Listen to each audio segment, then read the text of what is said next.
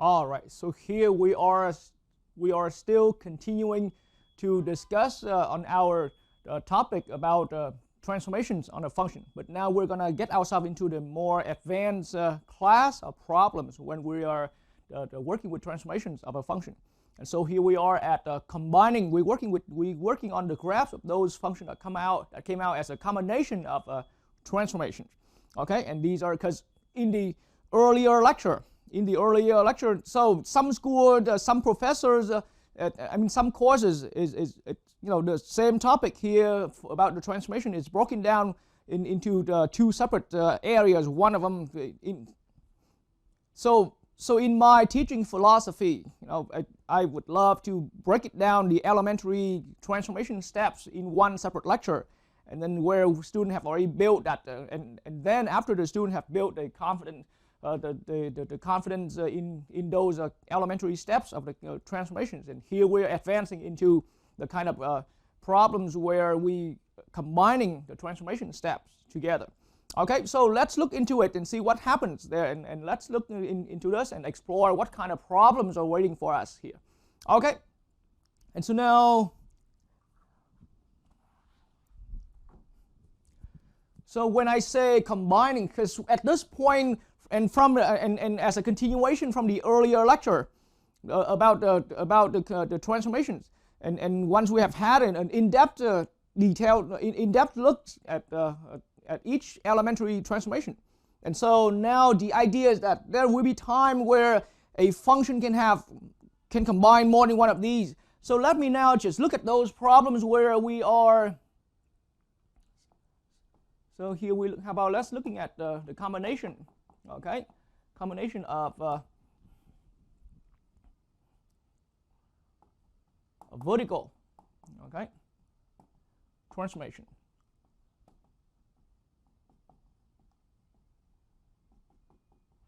So this is a subtopic of what we're about to talk about.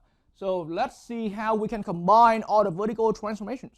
So we have learned from that lecture about all the elementary transformations. Then so on the vertical axis, okay, we can bring it up, we can bring it down, and I mean we can bring the graph vertically up or to bring the graph vertically down. And aside from that, we can also compress vertically or stretch vertically, or even flip and then compress or stretch, depending on how that is. And so now this is what I mean. So in algebraically in a written form, okay. Again, we're going to have f of x, and this is let f of x be a parent function. All right.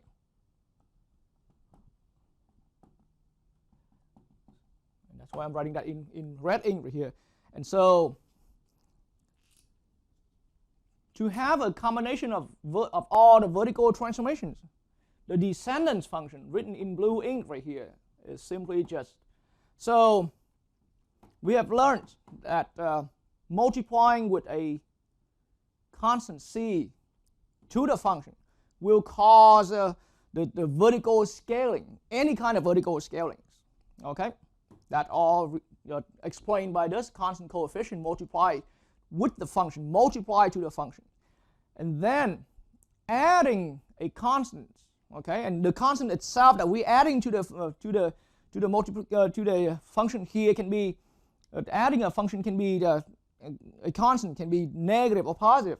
Okay, now to be precise, I mean for a precise description, again as a reminder, you see we can just so this c multiply with the function f of x, that causes the vertical scaling. Okay, so we've learned all that, and I consider that as one elementary transformation. Or the descendants function can be created by the function add with a constant, and that will bring, this is a vertical shift. These were the two elementary transformations that we've learned from the earlier lecture right there. Okay, and so that's why, back to what I wrote down earlier. back to what I wrote down earlier, combining all of the vertical transformations together, this is what I mean right here. The function, from the parent's function, we can multiply a constant coefficient, and then from there we add with a constant k. Okay, that will combine the two together. All right, so in that way, we're gonna get into that and try to understand what that is. And so, yes, as a quick explanation, this c in front of our function explains for all of the vertical scaling. Okay, and there could be more than one, because sometimes, I mean, a scaling can be, can be involving either stretched or compressed, okay, and at the same time flipped or non-flipped, and that's why I'm saying it's vertical scaling. So in case it's either stretched or compressed, and then also being flipped, that's what it means. That's where it is being vertical scalings, okay, and then this k right here explains for all the vertical shifting, okay. All of the vertical shifts. All right, and so now let's put that here on this board right here, just for us, something for us to notice. Okay, so I'm gonna step over to the other board. We're gonna get practical. We're gonna get right into our first example in this kind of problem right there. Okay, and where we're gonna learn how to combine all the vertical transformations together. And now, since I do want to treat this as even though it's a continuation from the earlier lecture, but I want to treat this as one separate lecture, so allow me to restart the example numbers here. Okay, so I'm going to start out with example 1. All right, so now with example 1 right here. So I'm going to say let f of x be a parent function, of course. Okay, so needless to say that. A parent function, okay, represented by the given graph.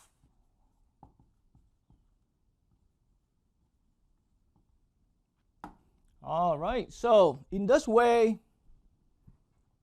now I am going to show the picture of the graph right there. So that's the graph. So as I'm writing down, and for anyone learning directly from this video lesson and try to take notes, you can always pause the video, okay, and draw down the picture of our graph right there. And that's the graph that represents this function, okay. And just like those examples I've done, and this you will find that this example is very similar in the idea, okay, with those examples we have done back in the earlier lecture when I was introducing all of the elementary transformations. Okay, and so go ahead and take the picture of that, copy the picture of the graph here. And then what's important about this problem is that we do not need to know which rule of the function gives this graph. Okay, it has to have a rule. It's just we don't need to know that rule. All we know is that this function already had a graphical representation as presented here. Okay, and so that's what it says here. Let f of x be whatever function that is. It's a parent function, and then it's represented by this given graph right here. Okay, and then, so now let's advance. And so to continue with the worded instruction, we want to sketch, okay, we want to sketch the graph of the following function. All right. So we want to sketch the graph of the following function. And so this is our first function for here. And so now here comes the descendant one. So this descendant function, how about g of x equals, it's defined to be as, all right, so 2 times f of x, okay, minus 3. All right, 2 times f of x minus 3. Okay, so I will make a lot of notes in this. So now, just like what I have expressed on the other board. Okay, so now our function g of x is in this form right here. It has a coefficient that's multiplied to our function. And then it has a plus k. Now, admittedly, back in this function right here, g of x, that we're about to make the sketch, it's a 2 times, so that c is here, but 2 times f of x, but then minus. So again, just for anyone to know, and at this point when you're learning this video lesson, you should be mature enough. I see that as a 2 times f of x, but plus the negative constant 3. And so that's our k value right there. That's our k value. Okay, so this is that constant coefficient c being multiplied with the function. And then that product being added with a constant minus 3 right there. Okay, and so now I will bring up the graph and swing to my board, the number 1 right here. So now that means we realize that our function that we're about to sketch is in this form right here. It's in this form right here. And now what I see even further, so back in this explanation, the c that's multiplied, that constant coefficient that's multiplied to the function is what's responsible for all of the vertical scalings. Any of the vertical scalings will be explained by that constant, okay? That constant coefficient. And then any of the vertical shifts, okay, will be explained by that k right here. So in that way, back to the actual function of ours right here. So this is the c. This is the elements that's responsible for the vertical scalings right here. So any kind of vertical scaling is responsible by this. So let's make a note of that. So let's just make a note of that. Okay, so this is for vertical.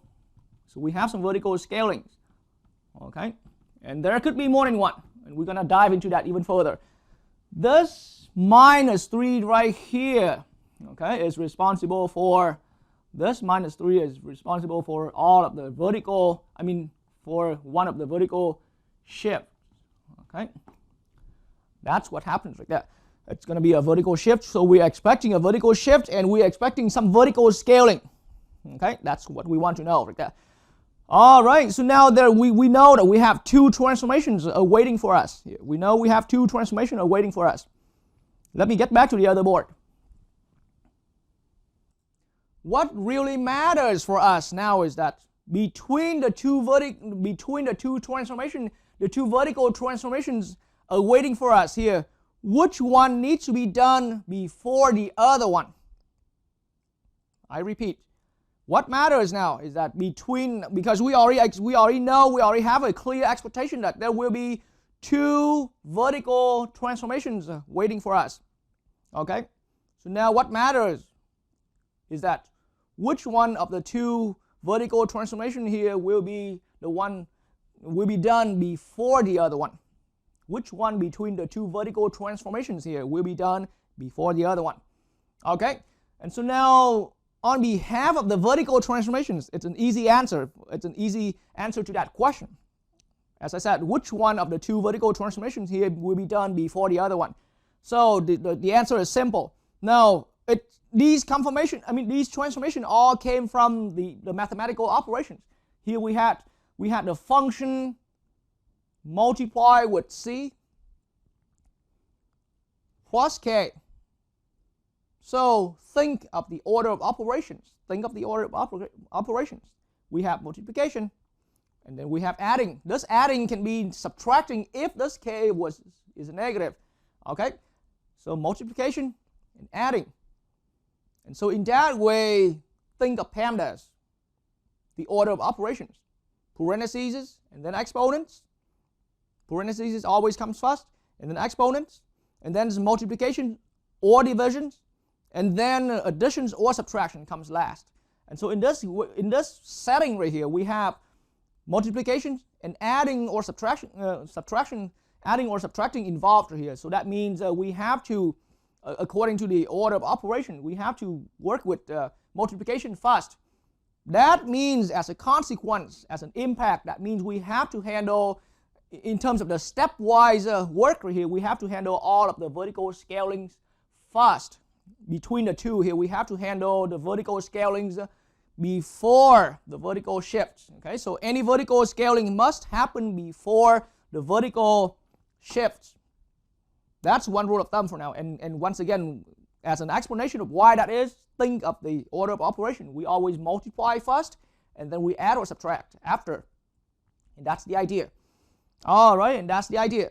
So in this case right here, back in my problem here, I'm gonna expect to handle, so I have two steps waiting for me. One step is to show the vertical scalings. And then after we've had the vertical scaling successfully done, we are going to continue with the vertical shift as a second step. So there are two steps awaiting for us. Okay, so one step is to take care of the vertical scalings, and the next step after is to take care of the vertical shift. And that's the idea. All right, and so now there's always a good reason to put this lecture after you have learned from the earlier lecture on when I was operating on audit of the elementary transformations, because in that earlier lecture you have learned a good amount of details about about how in my style how I was using the guiding points. I'm going to use that idea about the guiding points again on this kind of problem. Okay, so if you're not sure, if you happen to find this lesson without learning through the earlier lecture about how I use the guiding points, I recommend viewing that lecture where I first introduced about all of those elementary transformations. It had a lot of details, and including the approaches that I introduced, the guiding points. Okay, so here on this graph currently presented here, allow me to put it in full screen. And so now with this graph given, I am going to show the guiding points.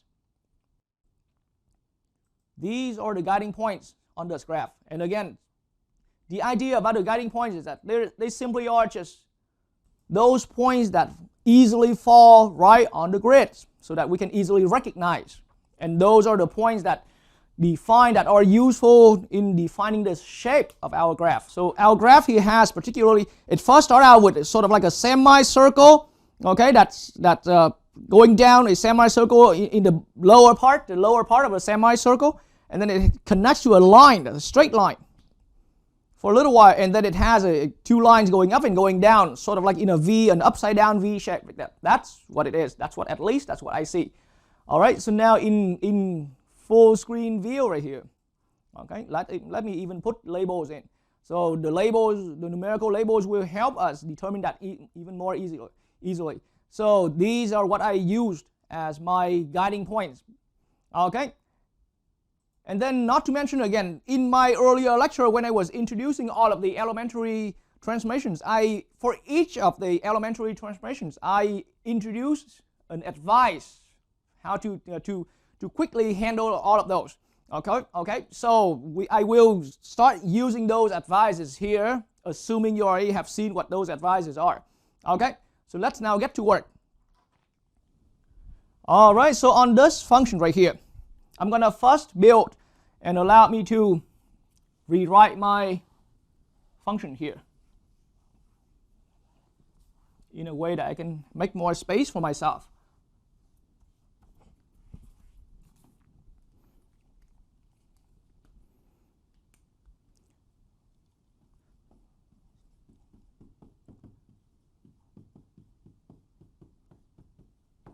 All right, so now here's a table. I'm going to create a table that contains all of my, first I'm going to have that table that lists out all of my guiding points from the original parents function, red color. Okay, so the first point on the far right there, I see in -3, comma 3.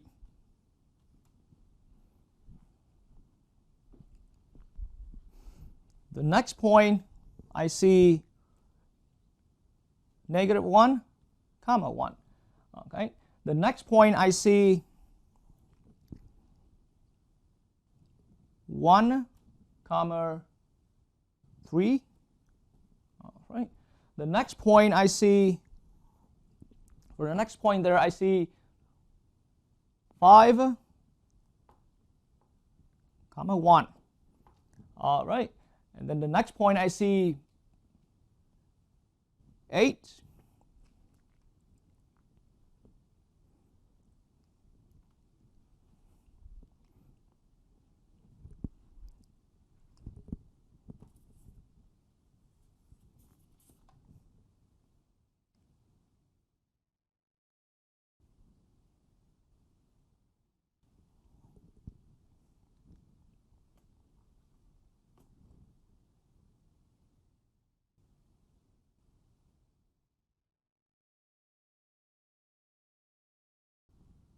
comma 6. All right. And for another point I see on f of x, I see the last point there is 11, comma 1. All right. So those are the transformation points those are the guiding points on my original parents function, okay, that I'm seeing. Okay, so here's the approach. So just like that, I was saying earlier, we are going to think of the vertical scalings, think of all the vertical scalings first. So that means here I'm going to produce the first step. So the first step really is just think about what will these original guiding points become when it's 2 times f of x. Now, without the plus, without the adding -3 right there. Like I said, I'm thinking stepwise. So the first step is to apply the vertical scaling to these original guiding points. Okay, to these original guiding points. Right after a vertical scaling. Okay, so let's see how it happens. So now with that advice I've introduced earlier, when it comes to vertical scaling, all we have to do is multiply every y value by this factor of 2 right there. Multiply every y value by that factor of 2, and it will surprisingly bring you into all of that proper.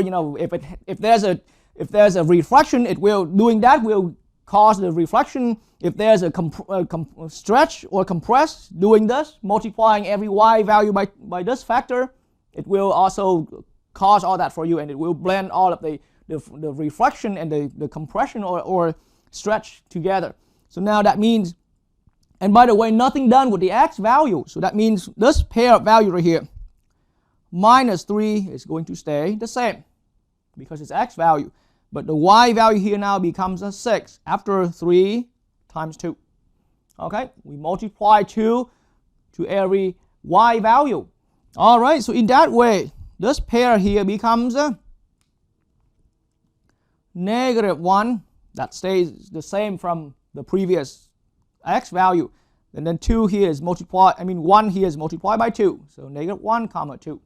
Okay, and then 1 comma 3 becomes a 1 comma 6. So once again, I only multiply this constant coefficient with every y value. So the next point here I'm looking at 5 comma 2, and the next point here 8 comma 6. I'm gonna produce 8 comma 12, and that's after multiplying 2 to every y value. Okay, and then on my last point here, 2 times f of x, that will give me 11 comma 2. That's how it happens. That's how it happens. Okay, but so, and look at the label on my table right here. Look at that table right here. This is not, we did not reach the completion point of all transformations yet. We have one more step to go.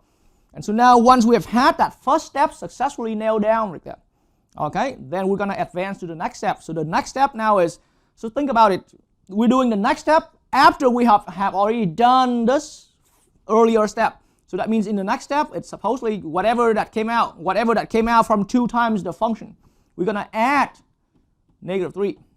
That's what it is. We're going to add -3. All right, so now in that way, here's how I'm seeing my table, the points in my table, the guiding points. So whatever transformation that's about to happen here must be applied only on the very preceding column.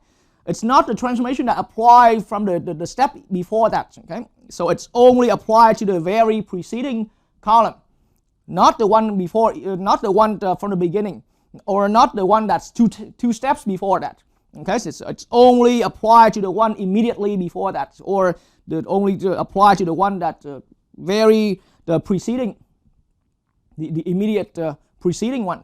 So now adding a constant k, okay, we're gonna just simply, just like how I just said it, we're gonna add a value k to every y value, because this is a vertical shifting. We can shift up, we can bring it down. That all depends on what that constant k is. It's a -3 that we recognized here, and I pointed it out earlier.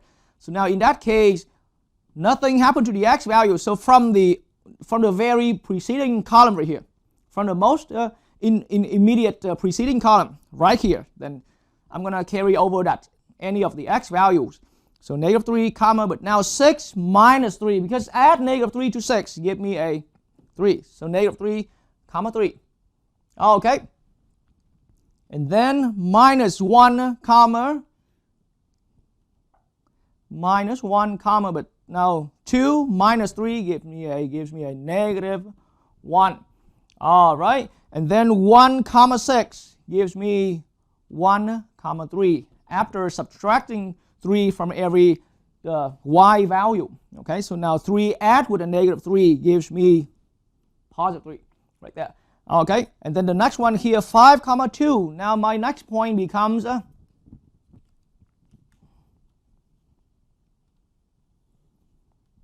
okay, so my next point becomes 5 comma negative 1. All right, and then the next point here becomes 8 comma 9 for 12 added to a negative 3 producing 9 right there. Okay, and then with this last point on the guiding point list right here, 2f of x plus minus 3. So this point here results in 11 comma negative 1, because 2 plus and negative 1 gives me that point right there. All right, so now we have all the information we need. Okay, this last column here is the column that has all of the guiding points of the very final descendant function right here. Okay, because this descendant function here is still before the shifting, the vertical shifting. It's only after some vertical scalings. Okay, there may be multiple vertical scalings, and we will see it all once we put it on the graph. Okay, but so this column right here has all of the guiding points here. Okay, after we have completely done with the 2 vertical transformations there. All right, so now in that way, let's get back to the graph right there and put in these guiding points right there. So the idea now is I'm trying to use a machine to make it look as closely as possible to how I was doing it if it was on paper and pencil. Okay, and so now let's switch to full screen view. Okay, so now these are the guiding points. Okay, these are the guiding points. All right, so in blue we have the guiding points here. So this from the left to the right, and let me remind anyone learning from this lesson, particularly for this problem, it was a positive 2, so that we expected that there was no flip. And that's why the guiding points after the calculation look just exactly like that.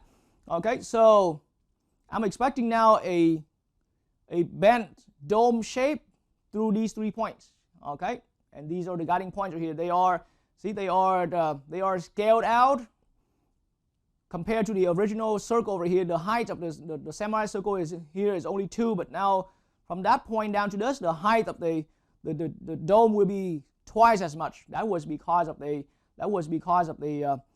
factor 2 right there, the coefficient 2 multiplied in front of the function. But in the end, these are the guiding points. Okay, so I'm gonna see the shape being a dome going down like this. Okay, and then another line connecting like that, and then the line connecting up, and then the line connecting down. So now let's put in the actual shape. Okay, so now here's how it looks. All right, so as a hand sketch, it's gonna look like that. And then for the next piece, we're gonna connect these 2 points from the left to the right. Okay, and then we're gonna connect again this point to the next point as a straight line, just like how its parent function was. All right, so now that's why it's like this. Okay, and then from this point to that next point down here, I'm gonna connect them as a straight line, just like how its parents was. But see, this time now each segment here is scaled differently. It's still in the same shape, being a segment, but it's scaled differently and it's being repositioned. Okay, all right, so now we're looking at something like that. So that's graph here, that graph in blue, and now I can hide away the graph in red. All right, so this graph in blue here reflects the picture of its parents. Okay, it still has all that exact picture of its parents. There's a dome that going down, that's kind of like a bow shape that's going down, and then after that there's a line pointing down, and then the line zigzagging up and then zigzagging down again, just like that, like its parents. It didn't change the shape at all, but you know, it gets scaled out and then it gets shifted down a little bit. Okay, so that's the idea about how we can combine all the vertical transformations. The fundamental idea now is that when that case happens where we combine all the vertical transformations here, then we have to do all the vertical shifting first. Then we have to do all the vertical scalings first. Then after that, we're gonna do the vertical shifts, and then stay as closely as possible with the advice I've been offering. So now we know that we're doing the vertical scalings first. We're gonna multiply every y value, because see, function's output here is the function's output is the y value, so multiply every y value with the constant coefficient c here first. And whatever that is, in the next step, we are going to add this k value to every y value from the very preceding step. Okay? All right, so let's now head back on the other board and bring up another problem right there for us all to get really comfortable. Okay. So let's now look at another descendant function.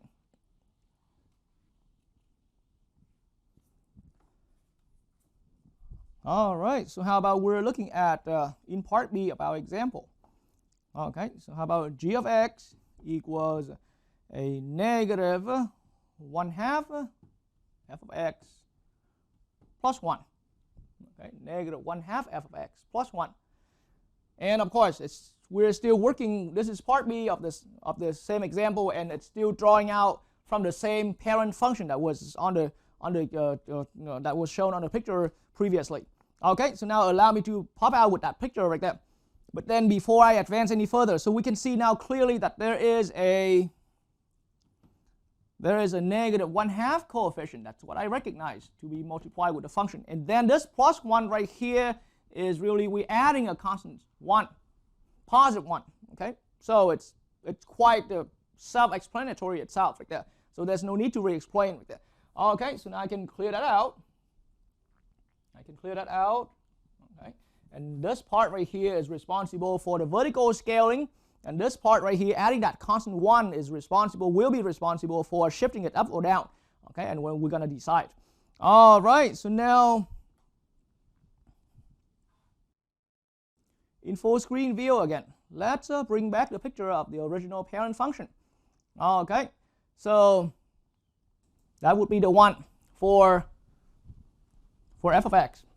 Okay, and then from that picture right there, we are going to apply two vertical transformations here that I have already explained. There will be a vertical scaling, okay, and watch out, there's a negative this time, okay, so we're gonna investigate that, and then we're gonna have some vertical shifting right here expected. So the vertical transformations are waiting for us here. Okay, so now I'm gonna again show the guiding points with their labels. Okay, so the guiding point with the labels are here. All right, so now let me swing by the other board and write down the table of all the guiding points. So I've had, okay, so for f of x, the first point I had was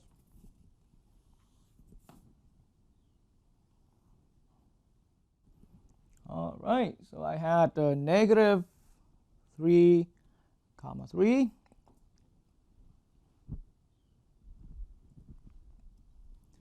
Then I had negative 1, 1. Then I had 1, 3. Then I had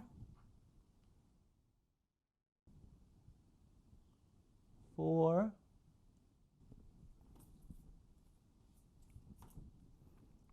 5, 1. Okay. And sadly, I have to continue my table here. Okay. And then for f of x, and then I had 8, 6 as a guiding point, and I had 11, 1. Okay. So let me write this a little bit further up so that the graph won't interfere with that.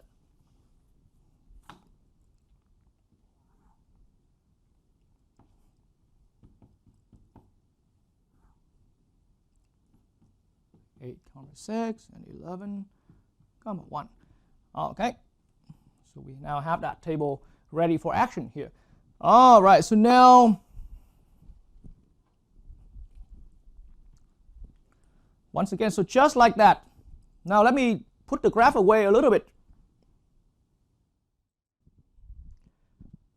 I'm going to work with that first step. So again, the first step, like how I explained earlier, we are going to get the vertical scaling done first. Okay, so I had a negative coefficient here. Okay, and then the absolute value being less than 1. Okay, so much information, but in the end, the only advice we need here is multiply every y value. Multiply every y value. Okay, with this coefficient being recognized as a negative 1/2 here. So in this case, in my next step, tentatively we are producing the result for multiplying negative 1/2 to f of x. Okay, that's what the next step is for. Okay, so doing that here, the first point, the first guiding point becomes a negative 3 times a negative 3/2. Okay, so I get negative 3/2 because 3, the y value, multiplied with negative 1/2. Okay, and then the next pair of value, the next point right here, negative 1, comma, negative 1/2. Once again, I had this y value negative 1/2 in this column because 1 originally, now multiply with negative 1/2 gives me negative 1/2. Okay, and then for the next point, it gives me 1 comma negative 3/2. Okay, and then advancing to the next point right here, and I can start picking up pace a little bit. 5 comma 1, so it's going to give me 5 comma negative 1/2. Yeah. All right. And that is because, once again, we multiply this coefficient to every y value. So our guiding points are no exception. Okay? So now negative 1/2 to be multiplied with f of x. Okay, so now in that way, 8 comma 6 will become 8 comma negative 3, because 6 times negative 1/2. Okay. And now the next one here, 11 comma 1, so now it's going to produce 11 comma negative 1/2. All right, that's what happened when we multiply this constant coefficient to every y value. So that's one step down, and we only have 2 steps involved for the vertical transformations here. And there are only 2 vertical transformations anyway. There are only 2 vertical transformations. And then the vertical scalings may involve some flipping, okay? But it's all explained throughout this one advice. This is only one advice, so we only need 1 column for that. Okay, so scale vertically, scale and reflected can all be combined in one step. I call it the vertical scaling. This is the step right there. All right, and so now in the next step, this is what I'm doing. From the very preceding column right here, I'm going to produce the next column negative 1/2 f of x, but plus 1. So now in this next step, I'm going to add 1 to every y value. I'm going to add 1 to every y value. Okay, so now this is what I'm going to produce. And so in all of the steps, in this current example and the earlier problems of the example, we never changed any of these x values. Okay, and so now negative 3, comma, so negative 3/2 plus 1. Negative 3/2 plus 1. Now it's going to produce only negative 1/2. Okay, negative 1/2. Now this negative 1, comma, negative 1/2, my final point is negative 1, comma, positive 1/2, because negative 1/2 plus 1. Negative 1/2 plus 1 equals positive 1/2. Okay, and the next one here, 1 comma, so negative 3/2 plus 1. Again, it gives me negative 1/2. And then I'm going to have, for the next one down here, 5 comma negative 1/2. Now it's going to give me 5 comma positive 1/2. Okay, and then so again, any of these changes only happens on the y value for now, because we're working particularly with all the vertical transformations. Okay, so in that way, now let's advance to the next column right here, to the next board that continues our table. So negative 1/2 f of x plus 1. Okay, so that first point, that point right here, the earlier, I'm only saying earlier, I didn't say originally anymore, because this is originally. We already multiplied the y value by negative 1/2. And so now, from that preceding step, now in the very next step right here, I'm looking at 8 comma negative 2, because I added 1 to that y value. Okay, and now in the next step, I'm looking at 11 comma positive 1/2. But now that completes our set of all the guiding points at the final step after I have put in the final transformation. So we've had 2 transformations done, and so along the way you've learned how to use that table idea, as how I was doing that when it was still in the earlier lecture that introduced all of the elementary transformations. Okay, so now the table, we're just gonna build the tables with more columns. Earlier in any of the table that I've used in the earlier lecture, it was only 1 column for the original points, and then the next column is for all the final points. But now we have multiple columns here. There's one original one, and then there's a column representing the step before the final step, and then there's the final step. Okay, and now we are ready to bring all of these points right here. These are the final points to be placed on the graph, together with that red parent function. Okay. All right, so now in my full screen view right here, it's that same parent function we're looking at. So now let's look at how we can do the transformation here. All right, so these are the final guiding points right here, the final guiding points. Okay, the final guiding points. And so now recall for ourselves that we had a flip because this coefficient right here was a negative 1/2. It's a negative, so I'm expecting a flip.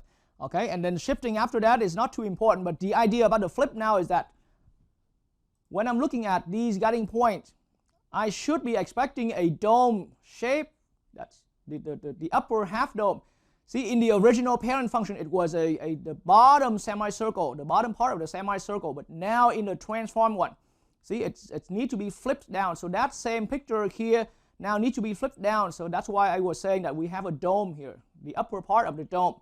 And then this line was going down. Now it needs to be for the descendants here. It needs to be going up, rising up, just like that. That consequently will come out after we connect these points like that. All right. So now in that way, let's really connect all of these points together. All right. So now I'm gonna connect. Okay, and then slowly connecting through. Now you can see that the dome is slowly appearing if we are connecting it with paper and pencil. And then using paper and straight edge, I can connect those 2 points, okay, and that shows that represent a reflection compared to the parent function right here, and then also a scale version. It's vertically compressed down. Okay, the picture already shows some vertically squeezed version, okay, of the compared with the original parent function like that. All right, and now let's continue. So now I'm going to continue sketching further. And now from this point to the next point, it's another connection as a straight line. As a straight segment like that. And then from this point to that other point, it's another straight connection. All right, and that's how we're done. And that's how we're done with this part B of the example. Okay, so now, before I leave this example over here, let's have an FYT like that.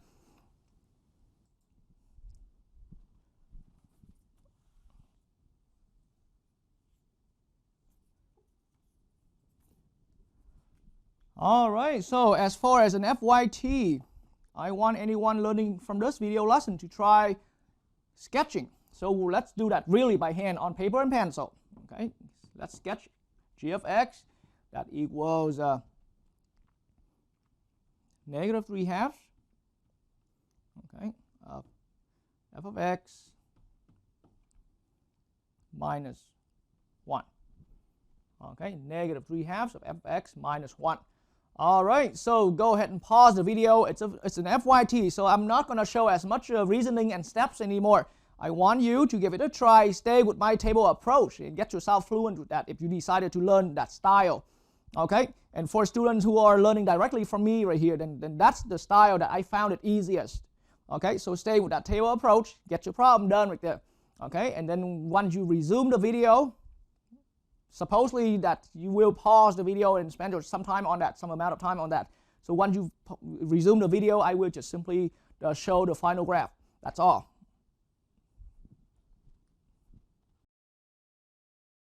All right, so now assuming that you all have already had some answer. So this is again the original parent function. And our guiding points will look as following. Now I'm going to put the labels on. Okay, the numerical labels on. Okay. So those are the guiding points. And now we are going to show the graph.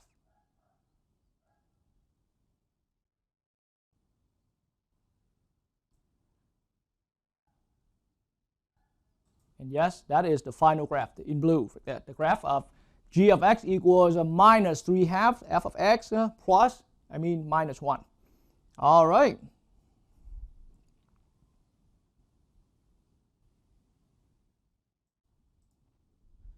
And now let's head ourselves into example 2, where we're looking at a different class of problems, but we're still combining the two vertical transformations together. Okay, so let's now call that example 2.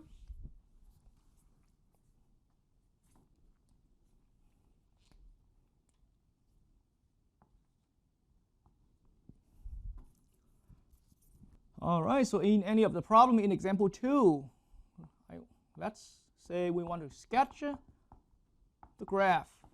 Okay, sketch the graph of the given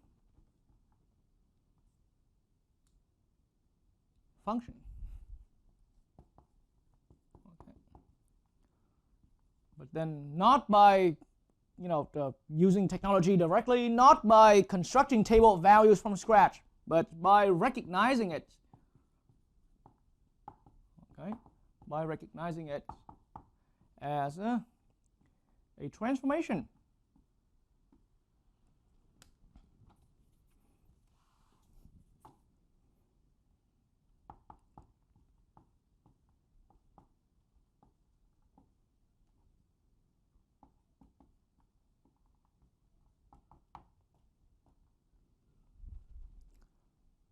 Of a known function. All right, so that's the requirements, the worded instruction of any of our example problems that we're about to do in example 2 right here. Okay, so now let's put in part A right here. So let's say I want to sketch the graph for g of x, that's equal to, all right, so how about 1/2 x squared minus 3. 1/2 x squared minus 3. Okay, so with this function, once again, we don't want to build a table of values, meaning sketch a table, x equals 0, y value equals negative 3, x equals 1, y value equals etc., etc. That's what we don't want to do, okay? And the worst thing, directly inputting this into a calculator, for example, a TI-83 and 84 to get the graph done, boom, done. But yes, you will get the graph, but you're not learning anything, and especially you won't see how you can apply the transformations to effectively assist your skill in graphing a graph like this. Okay, so now we want to see this as a transformation from some known function. Okay, so now let's try to recognize the known function. Okay, So there's a minus 3, there's a 1/2. What I recognize, what clicks for me, at least in my own thought process, and I'm trying to share my understanding right here. I'm trying to pass down my understanding for anyone learning in this lesson right here. What caught my attention about this function is the x squared. Right there, I'm not worrying about the 1/2. I'm not worrying about the minus 2. I'm particularly interested in that x squared right there. That x squared right there really caught my attention. Okay, I got my attention completely on that x squared right there. Because here's how I see it. I already knew from the list of all the toolkit functions that f of x equals x squared is one of them. And then we already studied about the graph of this, f of x equals x squared. So now I can legally say that this is our known function. Okay, this is our known function. And yes, seeing that as a known function, and now I'm about to treat that. And see, so what rang a bell for me to think of this function is that we had that square right there. It's just so noticing from that square, it's just my own personal experience, and I want to pinpoint that down. I want to share that with students who are learning this content from me here. Simply just seeing that square rings that bell for me that, hey, let's focus on this. I mean, I'm never say that this is the right one and the only one, but even if it's not directly the one, we can find a way to make it work. But at least from as far as I see, this is already a known function. Okay, and then we will try our way. We will find our way to show how this function is connected, is related with this f of x right there, with this known function. But then in that way, yes, we can now see this as a parent, tentatively. Okay, so f of x equals x squared. All right, so before I get any further, let's have a look at the graph of this known parent function. And it's just simply a quick review for anyone. All right, so this nice parabolic shape right here is the graph of f of x equals x squared, and tentatively we want to use this as a parent function, and we want to find out, and once we are seeing this as a parent function, we want to find out how this parent function, regarded as a parent function, will lead to this descendant, or we want to find out how this descendant function will be related with that parent function there. Okay, so the graph in red we're seeing right now is only the graph for this parent function, already known, okay, from our previous learning about the toolkit functions. Okay, and now in full screen view right here. All right, so now allow me to show the guiding points on this parent function again. These are quite known to anyone at this point. This parabola has a few guiding points, and simply I chose these because they stay right on the grid, and especially that point right at the vertex right there. Okay, and so now once we've had that, let's look back. Let's look back at our, and I'm still having the graph of the parent function here. Let's look back at our function g right here and find out and try to recognize how this g of x is related with f of x. Okay, so there's the x squared. This function g has the x squared. Okay, it has the x squared. So I purposely wrote it down in red ink because I want that to be the parent function. And then think about it. This g is simply just the x squared term, just the x squared, but being involved with multiplying a 1/2 coefficient. All right, so I start making that connection. I start realizing that connection. Hey, it seems like this function g is the x squared, but additionally multiplied with a 1/2. And so now I'm writing this in blue ink simply to indicate that we're on our way to recognize how the parent function in red here is related with the descendant one. Okay, so simply just an x squared multiplied with 1/2, we already have that first term of our g of x function. Okay, and then according to the operation, after that we can just subtract a 3. That now all of a sudden completes our g of x, and that's how I see g of x is related with the parent function, that known parent function. Okay, and so now for even better purpose, I'm going to write the minus 3 there as adding with a negative constant 3. That's even for better purpose. Now we are clear that this g of x is related with f of x. And now let's look even more closely into this function g to see what kind of transformations are involved here. Okay, and so I got it now clarified a little bit, but usually throughout many examples that are offered in textbooks, you see it's on standard, it just say a transformation of a known function. So we already recognized our known function. But I mean, I thought we saw more than one transformations here now.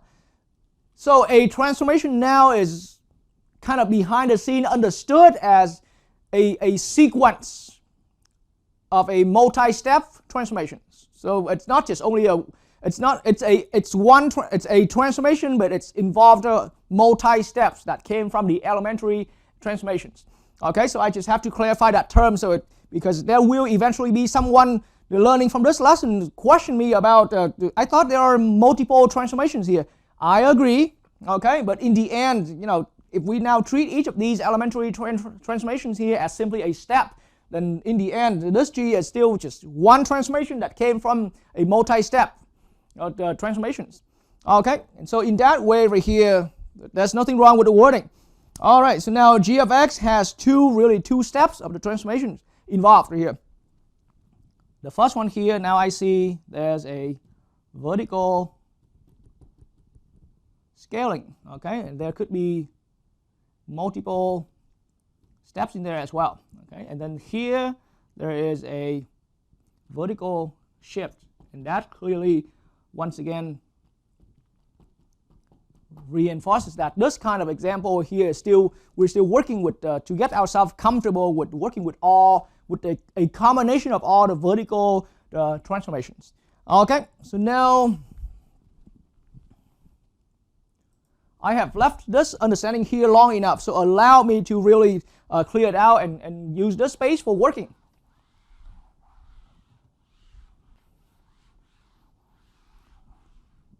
All right, so now from what we have learned earlier, then we are going to stay focused right on our guiding points. We're going to construct a table that lists our guiding points and show how the transformations apply on the guiding points. We don't need to apply that to every point on the graphs. Technically, that's what we need to do, but we simply just stay on these guiding points right here, and that will tell us the story of the complete graphs right there. And again, vertical scalings must be done before the vertical shifting. Okay, so now as far as the table, my original table here, f of x, okay, it has 1 point and and I always go from the left to the right. Okay, a very big amount of time I go from the left to the right with these guiding points. So I'm looking at -2, 4 originally on the parent function. I see another point at -1, 1. Okay. I see another point at 0, 0. And I see another point at 1, 1. And I see another point at 2, 4. Okay, so these are all of those guiding points, that's what I so call it. Okay, and so now first step is to transform these points by a scaling factor of 1/2. Okay, meaning we are going to multiply 1/2 to every y value. That's the first step. Okay, so whatever the coefficient here is, okay, it could be negative sometimes. But in this way right now, just simply take that entire coefficient, multiply that to every y value in the set of guiding points. So now in that way, as a blue version now.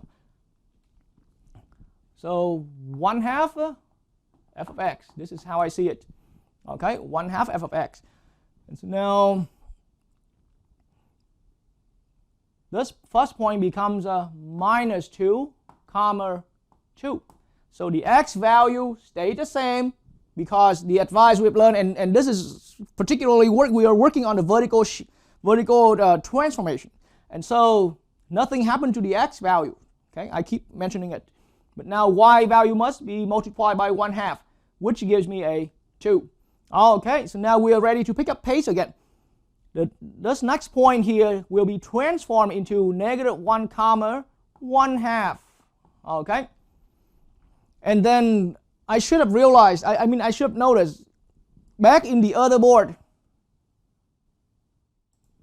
I should have also mentioned when I was explaining connection between G and F right here, yes, in the end, the point now is that G is recognized as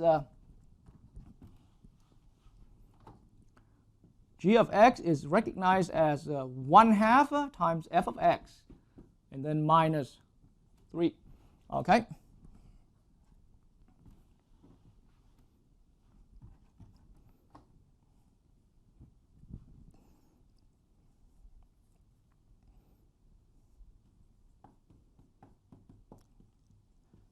F of x plus negative 3. Okay, so that's how we're seeing it. So that's why in this step right here, in my column here, I can just have that. The first step is to multiply 1/2 to every f of x output right there. Okay, and so now let's continue. And so for the next pair right here, x value stays the same, but the y value will be multiplied with 1/2, which gives me 0 again. And then here it's a 1, 1. So this point will be transformed into 1, 1/2, simply because I multiply the y value here with the 1/2. Okay, and the next point will be transformed into a 2, 2, simply because 4 is multiplied with 1/2. And that here completes my list of the guiding points after the first transformation step. Okay, so we've got the first step done, but now one more step is waiting for us. So once we have transformed every point by, once we have transformed by this vertical scaling, right? We're going to need to now add that constant negative 3 to every y value, and that's what this column is for. Okay, so negative 2, negative 2, 2 from the very preceding column, which is here, from the very preceding step, from the very last step. It's here, so now I'm gonna need to add a negative 3 to this 2, which will give me negative 1. Okay, this next point, negative 1, positive 1/2, I am going to add negative 3, so it becomes negative 1, negative 5 halves. Okay, that came out from negative 3 plus a 1/2, or a 1/2 subtract negative 3, subtract 3. Okay, and the next one here, this point 0, 0 will be transformed into 0, negative 3, simply because I add negative 3 to 0. Okay, and the next point, for the next point, I am going to have this point transform into 1, negative 5 halves. Okay, and simply that was because negative 3 is added to 1/2, which gave me this negative 5 halves right here. All right, and now in this case, for the next one right here, this point will become 2, negative 1. Okay, simply because the x value stays the same, but the y value is added with negative 3, and that's transformed into a negative 1 right there. And so now this final column right here lists out the set of all the final guiding points. Okay, this last column here has all the final guiding points right there, and now we are ready to put these guiding points on the graph. And again, ultimately the graph itself has that parabolic shape right there. Okay, so now once we put down these points, we're gonna draw through these points a trace that should look like this shape right here. Okay, and we obviously there was no flipped upside down involved here, but maybe in some other problem waiting for us, there may be. Okay, so first let's lay down the guiding points, and then we're going to try to draw through the guiding points that parabolic shape. So let's see how it happens.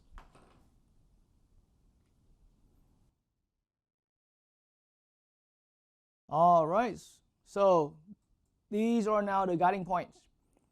Okay, so you can see that they look just like the earlier parent guiding points are here, but being shifted down and being all of these points together form a vertically compressed picture right there. Okay, that's what explained for all of these. We had the vertical compression here, and we had that vertical shifting right there. Okay, so again, let me bring it back in full view so that you can also double check with the numerical labels right here. Okay, so the numerical labels are showing that these points are all properly placed on the picture, and it already shows some compression vertically, and then some vertical shifting right here by 3 units far. See, 3 units far. All right, and so now let's put in the actual graph. So now to sketch the graph, okay, we're just simply going to connect through these points right here. Okay, so now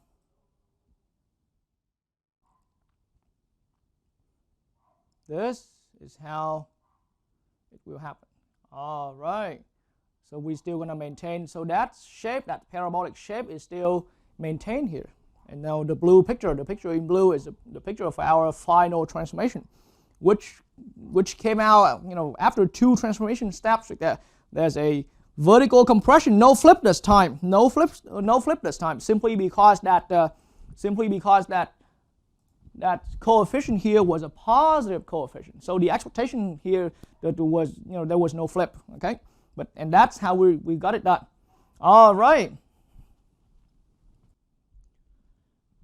All right, so now let's look at part B of our example.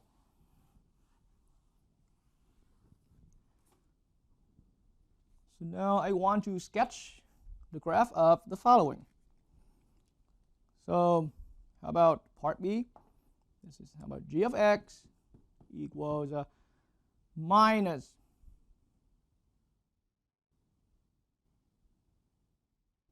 one over 2x plus 1 minus 1 over 2x plus 1. Okay, minus 1 over 2x plus 1. Okay, so with this function, before I pull up the graph, so with this kind of problem, the first thing in the thought process is to recognize the known function. So I see 1 over. I see 1 over. Okay, so just that, naturally enough, and by the way, there's no fancy power, even though here it's a 1 over, there's a 2x and whatsoever. But so from here, the way how I see it, at least I see 1 over. It's a quotient. And there was always a reason why we've learned those toolkit functions prior to any of these lessons right here. I mean, quite early when we started learning about pre-calculus. And so I think of, if it would be me, I think of this known function because I already knew it. 1 over x. I already knew this function from the toolkit functions. Okay, f of x equals 1 over x. Nobody learning from this lesson is saying that we're completely unfamiliar with this function right here. If you have already seen my lecture on the toolkit functions. Okay, and once again, it's just simply as a thought. Why did I even have this thought? Simply because I see a 1 over x. I completely disregarded that negative and that 2 in the denominator. Let's not be worried about that yet, but this, at least this one here in the thought process, it's known. Okay, and so now once we know this function, let's tentatively treat that as the parent function. Let's tentatively treat that as a parent function. Okay, and so now I will put in even more reasoning into this. But now once we had some thoughts, once we had some idea, it's at this point, if you're feeling completely vague about how this function will be connected with that, that's completely okay. All right, so let me show you how we can lay things down. And of course, well, we're still in an algebra class, but in a much more advanced algebra already. So when I say we need the algebra, I mean you need the algebra, the elementary algebra from the earlier course. It's all the algebra that gets things connected. So let me show you. All right, so here is the picture. This is the picture of it's the graph, the picture of the graph of our 1 over x function. Okay, that's our 1 over x function. And so now with this picture right here, let me also put in the guiding points. All right, so the guiding points are here. So these are the guiding points. Okay, so that's the picture of the function 1 over x.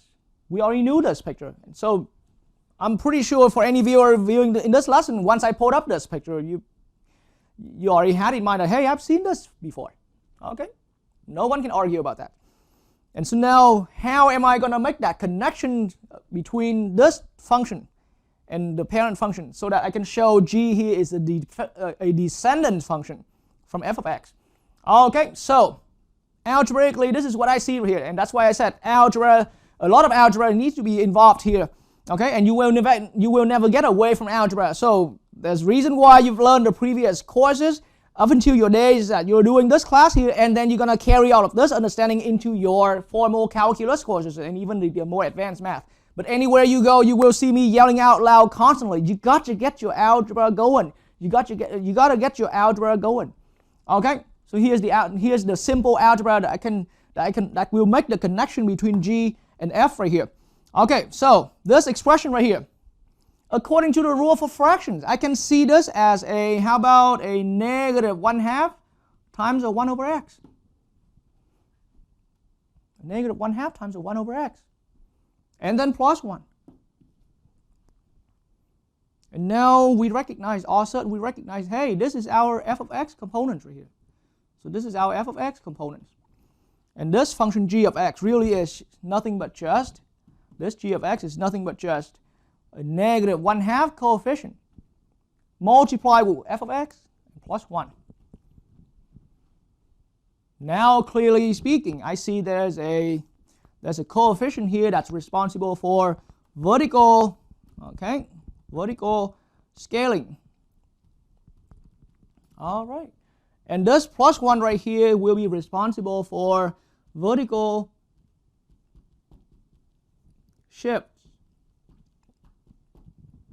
All right, and we will dive in even more detail about what kind of shift it is. Is that a shifting up or shifting down?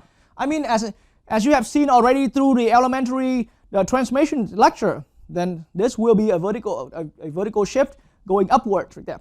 Okay, and there will be some expected flips through the x-axis here due to that negative sign. Okay, and then it's going to be a compression because absolute value of this negative 1/2 is going to be less than 1. All right, but then in the end, all of that here, I love to stay with my advisors that I've shown my students. So review that video lecture where I introduce those advisors, because just for each of those transformations, you only need one statement, and that takes care of everything. Okay, that takes care of the whole world of that particular elementary transformation. Okay, I'm going to head on to the other board. And now I'm going to create another table. And with this table, I am going to list down all of the guiding points on my original 1 over x function. So now f of x is here, and now it's also a good idea to show the actual graph of f of x. Okay, so I see one point here being negative 2, comma, negative 1/2. Okay, I see another point being negative 1, comma, negative 1. I see another point being at negative 1/2, comma, negative 2. Okay, and now I switch over to the positive side. Okay, I see a 1/2, comma, I see a 1/2, comma, 2. Okay, I see a positive 1, comma 1, and I see a 2, comma, and I just realized this part of the board here is hidden underneath, is hidden behind the graph right there, so I'll use the next space over. Okay, so to continue with my graph, with those guiding points right there. So here's my column. Okay, so f of x is here. All right, and so now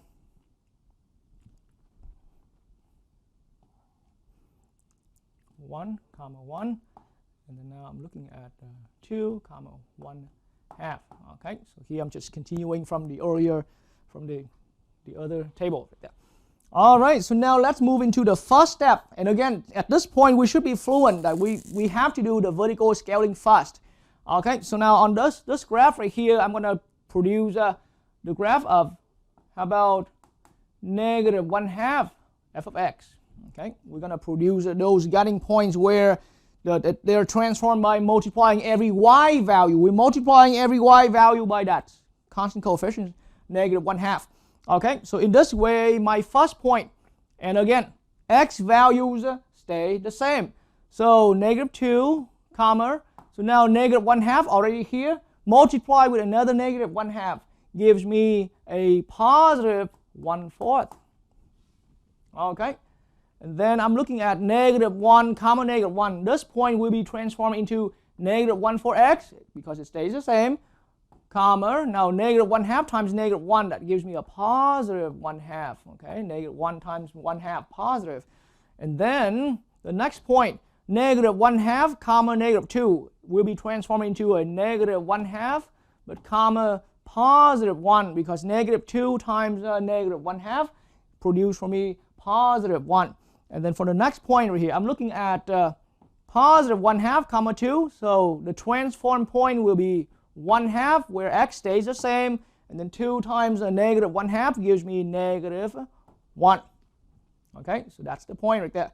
And then to continue with that, for my two remaining guiding points here, this column is for negative 1/2 f of x, and so now this point becomes 1 comma negative 1/2, and then this point is 2 comma negative 1/4. Now just now I have picked up pace a little bit.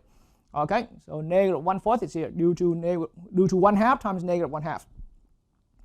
All right, and so now in the next step here, I'm going to produce. So once we've had that down, okay, then we're going to produce negative 1/2 f of x, okay, from the very preceding step. Now I'm going to add the next step. I'm going to put on top of that the next step. So the next step here is we're going to add 1 to every y column, to every y value. We're going to add 1 to every y value, just like that advice that I've had when we were doing specifically the vertical shift. Okay, so now this point, this very last column right here, this point on the very last column, on the very immediate preceding column right here, it was negative 2 comma 1/4. Now I'm going to have negative 2 comma now 1/4 plus 1. Okay, 1/4 plus 1 is going to give me a 5/4. Okay, so negative 2 comma 5/4. X value stayed the same. The y value is transformed from 1/4 to 5/4 right there, simply because we add 1 to that current, to that most recent y value. Okay, so in the same way, for the next point, it's transformed into negative 1 comma 3/2. All right, and then for the next point, okay, it's transformed into negative 1/2 comma 2. Once again, x values all stay the same. Only the y values, any one of the y values here got added by 1. And that's how I ended up with 2 here. Okay, so 1 plus 1 equals 2. And now the next one here is transformed into 1/2 comma. So negative 1 in the preceding column. Now I'm going to add 1. That gives me a 0 here. Okay, and then we're going to keep going. So 1/2 f of x plus 1. So now this point here will be transformed into 1 comma positive 1/2, because negative 1/2 plus 1, we're adding 1 to every y value. So these points on the guiding points, they make no exceptions. Okay, so in that way, I will just add 1 to every y values, among the guiding points here, and that will define our shape. And now 2 comma, so negative 1/4 plus 1 is going to be positive 3/4. Okay, at this point we have completed our guiding point. So this last column, just whichever your last column, and this will be true. This will also be true for any of the later problems in our lecture here. But the last column will be the one being graphed. Okay, so now I'm going to bring all of these final guiding points onto the graphing space here, together with the parent function in red. Okay, but I'll put these in blue. All right, so now here we go. These are the guiding points. These are the guiding points. Okay, with some flip. I mean, these are the guiding points that reflects the updated from the table of the final table with all the guiding points here being calculated on the board. Okay, so we can always double check with all of these values like that. Okay, and we already see that if we're having a closer look, we can see that you see these guiding points from the parents now. This is sort of like a flipped version. This is like a reflected version here through the x-axis because it's a vertical reflection. And then these points right here will be somehow reflected from these, because the shape here seems like a bent shape but pointing up, whereas the parent one was a bent shape pointing down. It's just like that. The shape that eventually we draw through here is a bent shape, but seems like pointing down here, as of being opposite with the parent function being pointing up. And so that's how I know that there was a flip already happened in these points. So all we have to do now, really the easier part of the work, we just simply connect through these points. Not a straight line though, but just as curvy as possible. Okay, so now let's go ahead and draw the graph. So we're just going to try our best to sketch the graph through. All right, so I'm sketching the graph through that, and now I'm going to make another piece of the graph through these part of the point, and that's how I made the graph. And so this is the graph for this one in blue right here. Let me now hide away the graph in red. This one in blue right here is the graph for that function. G of x equals minus 1 over 2x plus 1. 1 over minus 2. I mean minus 1 over 2x plus 1. And the algebra trick right here is just to use some fundamental algebra that you have learned from the previous course to purposely put this expression as a negative 1/2 times as a coefficient negative 1/2 times the 1 over x. Now it made that connection with the known parent function.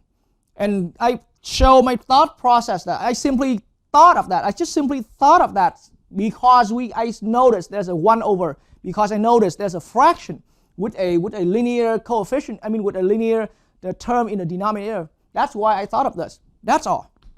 Okay, nothing need to be fancy. And then once we thought of that function, okay, then we're going to go, the next step in the thought process is to try to make way to see how this descendant function will connect with that known function tentatively as a parent function. And that's how I made this connection. And then eventually we formalize that connection. Hey, it's f of x, the parent function, times the negative 1/2 coefficient plus 1.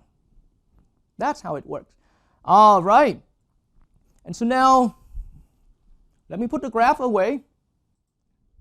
And I will put in an FYT problem for anyone learning from this lesson to try through.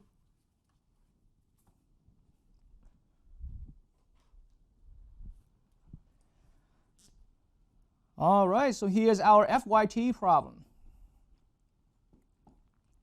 I want anyone learning in this lesson to sketch the following graph for me. And it's the exact same instruction about the work right here. So I want you to sketch g of x to be, how about 1/2 square root x minus 1. 1/2 times square root of x minus 1. Okay, so feel free to pause the video, spend your time on this function right here, recognize your own known function. Okay, and then once you resume the video, I will pop out the graph of this, of the known function. I will mention about the known function, but I won't show how the known function will connect to this. You will recognize that on your own, and then I will just simply show the graph of the known function and the graph of this actual one.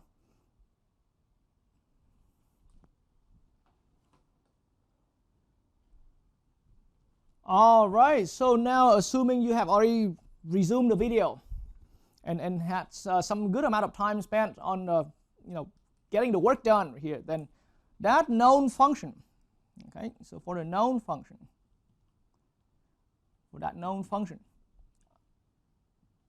I see this to be square root of x because it's among our toolkit functions. Okay, and then I'll leave that for you to decide how this g of x is related with f of x. Okay, and then let's look at the graph for f of x and the graph of g of x to confirm your result. All right, so in my graphing space right here, this is the graph for f of x. And these are the guiding points with the labels. All right, and now these are the guiding points on our descendants function, g of x, with the labels. Okay, and now I'm going to draw the graph through. That's the graph. Okay, this is the graph of g of x again.